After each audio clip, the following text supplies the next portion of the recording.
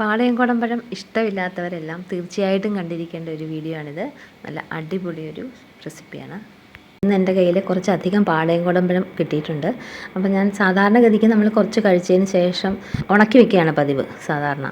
കാരണം വെയിലത്ത് ഒട്ടും കളറ് പോകാതെ നല്ല വൃത്തിയായിട്ട് ഉണക്കി വെച്ചിട്ടുണ്ടെങ്കിൽ ഒരു 6 മാസമൊക്കെ നമുക്ക് ഉപയോഗിക്കാൻ പറ്റും. പഴത്തിൻ്റെ യഥാർത്ഥ കളറോടുകൂടി എങ്ങനെ വെയിലത്ത് ഉണക്കാൻ പറ്റും എന്നുള്ളത് നേരത്തെ ഒരു വീഡിയോ ചെയ്തിട്ടുണ്ടായിരുന്നു. അപ്പം ഇന്നിപ്പോൾ നമ്മൾ ചെയ്യുന്നത് തൊണ്ടൊക്കെ ഒന്ന് പൊളിച്ചതിന് ശേഷം ചെറുതായിട്ട് അരിഞ്ഞ് മിക്സിയുടെ ജാറിലേക്ക് ഇട്ടിട്ട് നന്നായിട്ടൊന്ന് അടിച്ച് ഒരു വലിയ ഉരുളിയിലേക്ക് അങ്ങ് ഒഴിച്ചു കൊടുക്കാം. ഒഴിച്ചതിന് ശേഷം ഇപ്പം 1.5 കിലോ പഴം എടുത്തിട്ടുണ്ടെങ്കിൽ 1.5 കിലോ ശർക്കര തന്നെ വേണം. അത്രയും തന്നെ ഞാൻ ഉരുക്കി വെച്ചിട്ടുണ്ടായിരുന്നു. ഉരുക്കി ഇനി നമുക്ക് അരിച്ചതിനകത്തേക്ക് ഒഴിക്കുകയാണ് ചെയ്യുന്നത്.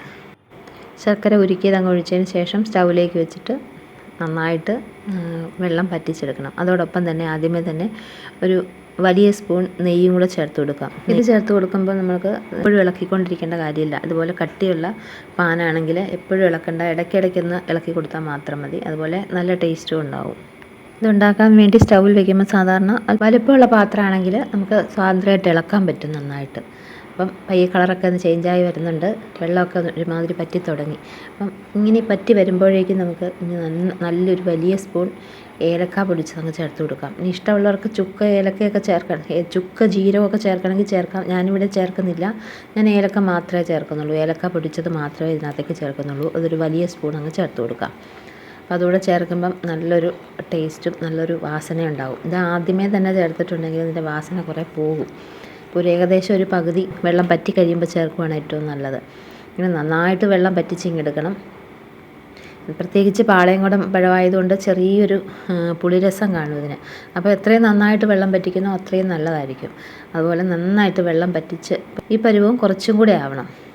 കാരണം ഒന്നുകൂടെ ഇരിക്കാനാണെങ്കിൽ ഈ പരുവത്തിലാണെങ്കിൽ നമുക്ക് പായസമൊക്കെ ഉണ്ടാക്കിയെടുക്കാൻ വളരെ എളുപ്പമാണ്.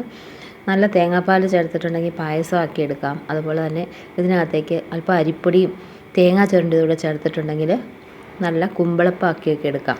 നല്ല ഒന്നാന്തരം അടയുണ്ടാക്കാനൊക്കെ ഈ പരുവത്തിൽ മതി. അപ്പം ഇങ്ങനെ വേണമെങ്കിൽ അങ്ങനെ എടുക്കാം. ഇനി നമ്മൾ നന്നായിട്ട് വരട്ടി വെച്ചിട്ടുണ്ടെങ്കിൽ പിന്നീട് വേണമെങ്കിൽ അട ഉണ്ടാക്കാനും ഒക്കെ എടുക്കാം. അപ്പം നന്നായിട്ട് വെള്ളം പറ്റിച്ച് എത്ര നാൾ വേണമെങ്കിലും നമുക്ക് സൂക്ഷിച്ച് വയ്ക്കാം. പുറത്ത് വെക്കേണ്ട, പറ്റുമെങ്കിൽ ഫ്രിഡ്ജിൽ തന്നെ വെച്ചോളുക. പുറത്ത് ഒരാഴ്ചയൊക്കെ സുഖമായിട്ടിരിക്കും. എത്ര നന്നായിട്ട് വരട്ടുന്നോ അത്രയും നല്ലതായിരിക്കും. പഴമൊക്കെ എല്ലാവർക്കും എല്ലാ സമയത്തും കിട്ടത്തില്ലല്ലോ. അപ്പോൾ ഇതുപോലെ ഉള്ള സമയത്തൊക്കെ ഒന്ന് സൂക്ഷിച്ച് വെക്കുന്നത് വളരെ നല്ലതായിരിക്കും.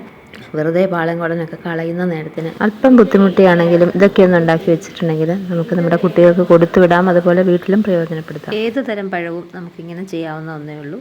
അപ്പം വീഡിയോ ഇഷ്ടപ്പെട്ടെങ്കിൽ ലൈക്ക് ചെയ്യാനും ചാനൽ സബ്സ്ക്രൈബ് ചെയ്യാനും മറക്കല്ലേ.